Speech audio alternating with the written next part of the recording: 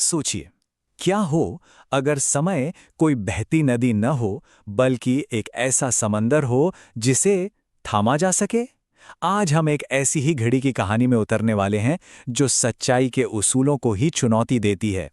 तो इस कहानी के बिल्कुल सेंटर में है आर्यन, 27 साल के कमाल के कारीगर जिनकी दुकान है कालबोध। दुकान क्या, समझिए समय का एक मंदिर। उनके लिए ना हर टिक टिक एक धड़कन की तरह है और हर घड़ी इंसान की रूह को सहेजने वाला एक बर्तन। लेकिन आर्यन की ये जो सधी बंधी सी दुनिया है ना, ये बिखरने वाली है। क्योंकि एक दिन उनकी दुकान में कदम रखते हैं प्रोफेसर वासु, एक रहस्यमयी बुजुर्ग, और उनके हाथ में है एक नामुमकिन सी चीज, एक ऐसी पहेली जो शायद वक्त के कानून को ही दोबारा लिख देगी। वो आर्यन को सौंपते हैं शून्य की घड़ी।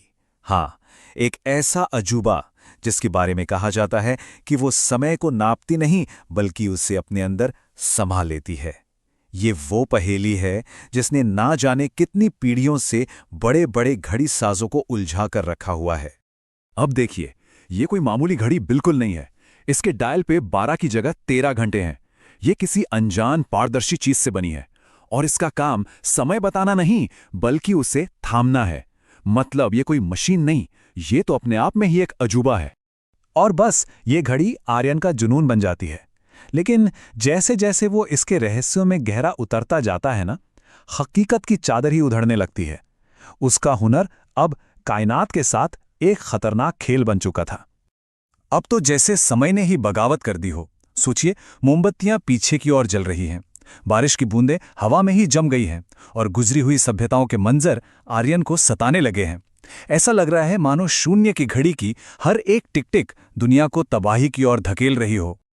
और ठीक उसी पल जब आर्यन अपना आपा खोने ही वाला होता है, प्रोफेसर वासु लौट आते हैं और उस दुकान की खामोशी में उनकी एक डरावनी चेतावनी गूंजती है।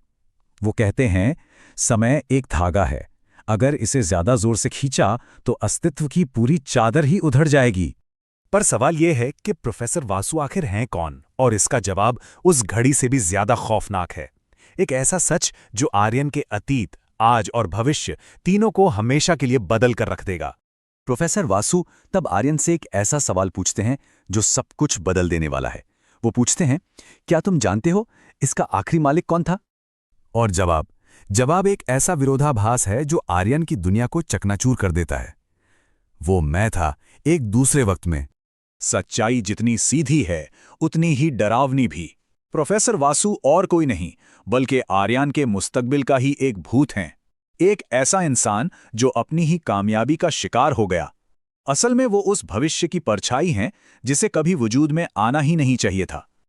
और फिर घड़ी आखिरकार जिंदा हो जाती है, लेकिन उसकी टिक टिक पूरी दुनिया के लिए मौत का फरमान लेकर आती है। वक्त जम जाता है और आर्यन एक नामुमकिन चुनाव के मुहाने पर आ खड़ा होता है। वो खुद को बचाए या फिर पूरी इंसानियत को। और यहीं हम कहानी के दिल तक पहुंचते हैं। सवाल यह है कि मुकम्मल होने की, परफेक्शन की असली कीमत क्या है? क्या इंसानियत को दांव पर लगाकर खुदा बनना जायज है? तो देखिए, आर्यन एक दौराहे पर खड़ा है। एक रास्ता उसे समय का देवता बना देगा, अकेला, अमर, हर एहसास से परे। और दूसरा रास्ता उसे एक आम इंसान बनाए रखेगा, खामियों से भरा, प्यार करने वाला और हाँ, एक दिन मर जाने वाला। अपने ही भविष्य की उन अकेली आंखों में झांककर आर्यन को आखिरकार सब कुछ समझ आ जाता है कि असली खूबसूरती मुकम्मल होने में नहीं बल्कि जिंदगी के बहाव में है, वक्त के गुजरने में है और अपनी खामियों को अपनाने में है। और इसी एहसास के साथ आर्यन अपना फैसला कर लेता है। वो उस घड़ी को तोड़ देता है, अपनी नश्वरता को गले लगाकर। ये जो टाइमलाइन है, ये उस जिंदगी को दिखाती है जिसे उसने चुना था, जिसमें प्यार था, जुदाई थी और आखिर में सच्चे सुकून से भरी एक जिंदगी थी। तो आखिर में आर्यन की सबसे बड़ी कारीगरी उस घड़ी को ठीक करना नहीं थी, बल्कि वक्त के इस विशाल बहाव में अपनी जगह को समझना थी। उसका सबसे बड़ा हुनर था अपनी इस फानी जिंदगी को अपनाना।